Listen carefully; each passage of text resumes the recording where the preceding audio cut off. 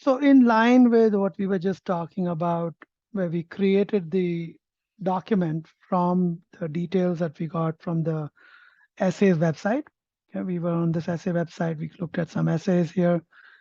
I created one for one of my students for University of North Carolina. This is the supplemental we're doing for North Carolina.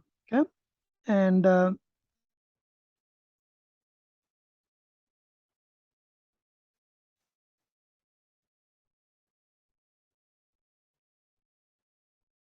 so let's look at what this was. Now, North Carolina is a fairly overwhelming essay. Basically, they're asking for two essay prompts, okay, two supplemental essays, and then they also want you to respond to these 25, these five of these prompts, which are 25 words each. Okay, so two full length, 200, 250 words each. We're supposed to choose two essays out of these four. Okay, we're going to choose 4 or 5 of these questions, each in 25 words. Okay, and then we even have the why honors program, why you want to join the honors program, academic interests. Okay, and then we also have one second one for leadership. Okay, so this is the Robertson Scholars. One is for honors program, one is for scholarship. I highly recommend doing both honors and this. Okay, and let's quickly look at it. This is a pretty hard supplement. Okay, if you want to make it easier, you don't have to do the scholarships, you don't have to do the honors program.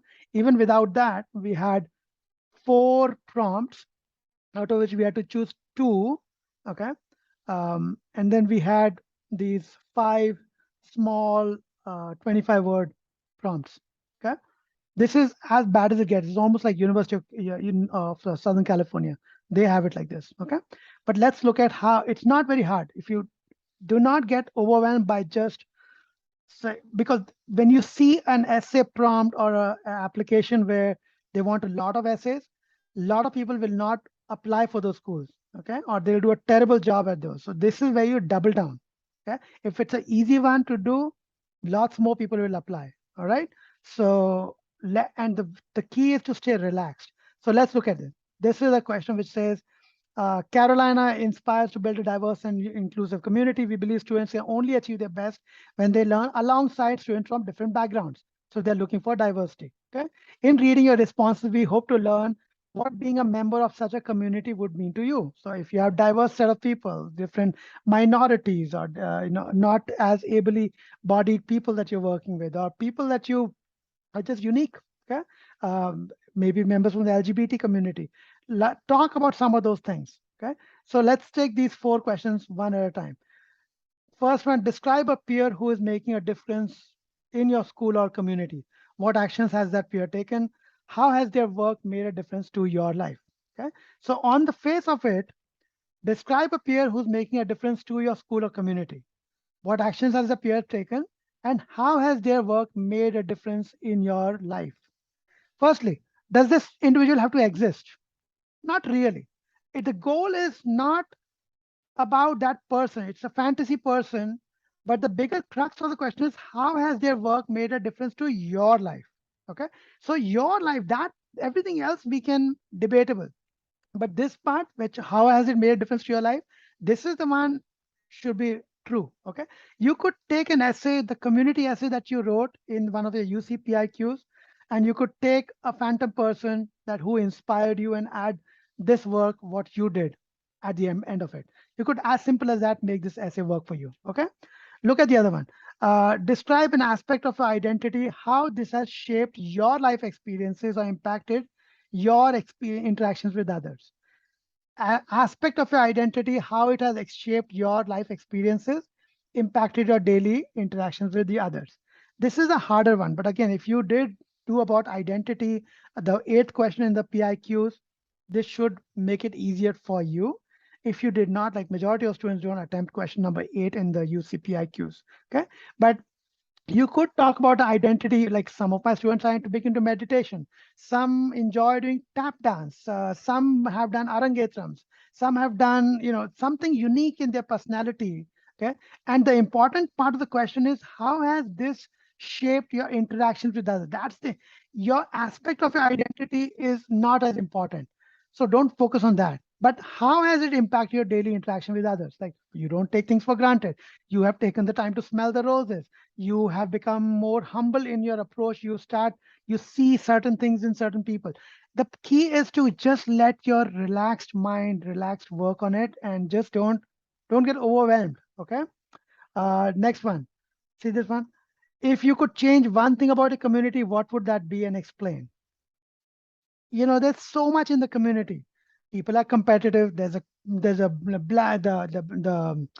divide, financial divide between the rich and the poor, or the a perceived minority bias that we tend to do, or not perceived minority bias that is there. Um, People are just not friendly to each other. There's so much competition. Everybody is in the rat race. You can take any one of those bullshit and just make uh, talk about it and how you plan to make a difference. The important part is, how would you do make the difference? Okay, and typically the answer is, I did this to make the difference, and I was making some difference, but I want to do more. Okay, that's really the question being asked of you over here. So again, don't get too stuck up. Look at your PIQs if you can get some inspiration. If not, do like 50 jumping jacks, come back and say, I will not get up until I've written 2 3 of these answers. Okay, 2 3 attempts I'm going to make at even giving this question an answer, and then meet me. If you've written 100 words, I can take it to 150 200 words very quickly. Okay. Key is, remember, the important thing is understand the question. Look at this one. Community service member, UNC chaplain employee, activist, so and so, once said, we are nothing without our history. Her words are memorialized on the so and so monument. How does history shape who you are? Okay. History does not have to be something from the last 5 years.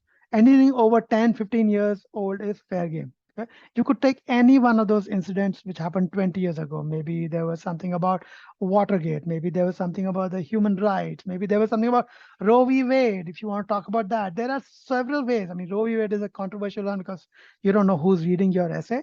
But you could talk about how history has shaped you. Maybe this knowledge of genocides has helped you, shaped you, or maybe the civil movement has impacted you. What maybe the world is your oyster. Okay. What the question is being asked is, how has that shaped who you are? Okay, which means somewhere connecting one of your newer things, or what you're going to be doing with that. Maybe it's applying to this college. Key is, there are 4 questions over here. You have to answer only 2 of them. Okay, it should not be hard to take 2 answers and just answer out of this list for you. Next, let's look at this complete 4 fill in the blank questions. Okay, 25-word answers to these questions. Remember, of these questions, that these questions, like these 5 questions that you see on the screen, these are just for kicks. They're just trying to figure out something personality-wise of you. And like I've told you every time, when you look at an essay that you're writing a response for, the biggest goal that you're trying to write for is, would this person want to meet me for a cup of coffee the second time? When they're reading your essay, they're reading it like as if they're having a cup of coffee with you. So make it relaxed, just show your values, don't flex. Okay, we've talked multiple times, but the key part is, will they want to meet you again? Which means if you've been humble, you've shown some intellectual curiosity about yourself, you've just shown a ticklish side of you, that'll work. Okay. So like first question is, tell me about one a family, friend, or school tradition that I cherish.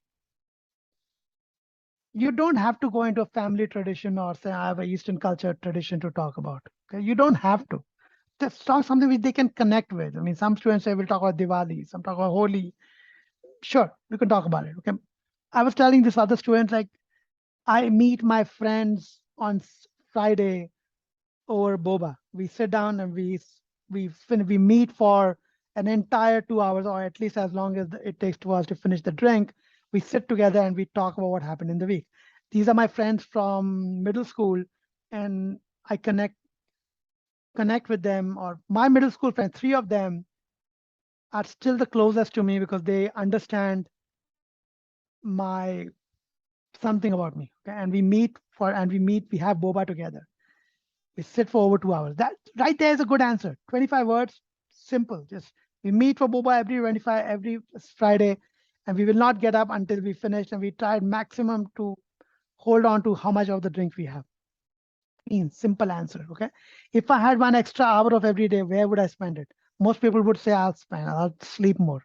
Don't write that rubbish. Maybe it is something. Maybe it is a new instrument that you're learning. Maybe it is a dance you wanted to learn, something which shows some why. It's not what you will do with that hour. Why you want to do that is very important. Okay, so talk about how it connects with your life somewhere. If I could travel anywhere, far, near, past, future, or present, where would I go? Take something with the past, maybe it has a historic monument. You want to be there to maybe make people aware. You now have the ability to go, knowing what's there in the future, you can go in the past, okay, or somewhere in the future. It's Do not try to overthink this answer again. I mean, you do not want to make it something overly complicated.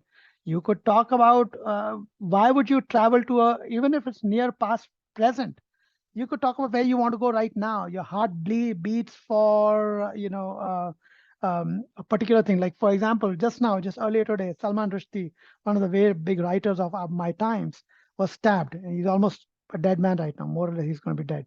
um, I would want to be there, and if there's a way I could be there, even now that I know he was going to get stabbed, I want to be there and stop that stabbing from happening. Okay, that shows character, that shows personality. It connects with my heart. I wasn't even going to talk about it, but it stayed in my heart that this happened just a few hours ago. Okay. Last time I stepped out of my comfort zone, I did what? I went swimming in the open waters. I'm very scared of the open waters. I still did it. Or I gave a talk on in front of 10 people, or I held my ground in front of my parents on a topic that was important to me. Shows value. Okay. People who meet me are most likely to notice what, and least likely to notice what. Most likely people who will meet me will think I'm a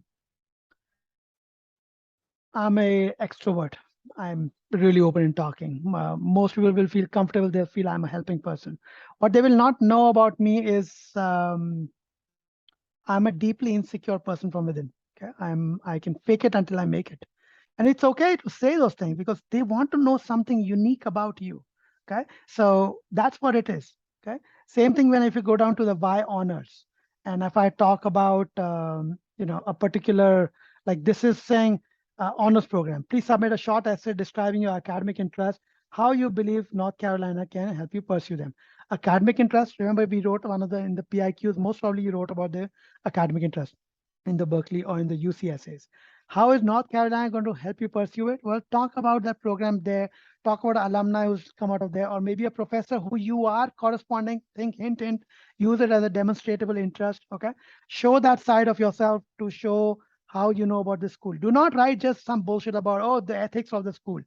Talk about meaningfully why you're going to the school. It goes to you reading about the Fisk guide section of the school, in the student portal, understanding and then writing about it. Okay. Look at this one. This is about the scholarship program. Tell us about a book, music, or work of art that have always that have a way of changing how we view the world around us. Books, music, and work of art have a way of changing the world around us. Tell us a book or piece of music that has unsettled or challenged you. This should be a gimme, guys. I mean, you could just talk about 1984 or the world, Aldous Huxley, what is the Brave New World. You can take any crap in the world, okay, and you can write about it over here because you took a push. Okay. Sometimes you can take something which really meant something to you. It could be a unique book. I just need to see something personality wise of you. It's giving you 600 goddamn words. Okay. You can use it well. Same way, limited response to 500 words. Uh, CEO Jeff Immelt says leadership is an intense journey into yourself. It's about being self-aware. Every morning I look in the mirror and say, three things I could have done better. Using that lens, what are three things you could have done better in the past 1 week? What impact would they have had on the people of organization you could have worked with? Now, you can take any three things that you did not do last week, okay? And they might not have really even happened, but it's going back into the passing. Maybe I could have worked an hour extra and helped somebody out over there, which I could not, and it could have taken the project a different way. Maybe I could have um, invested my time, into reading a particular book, because when we were doing a presentation, that part came out, and I realized that that was a area I could have closed on, but I was just too tired. I did not read it.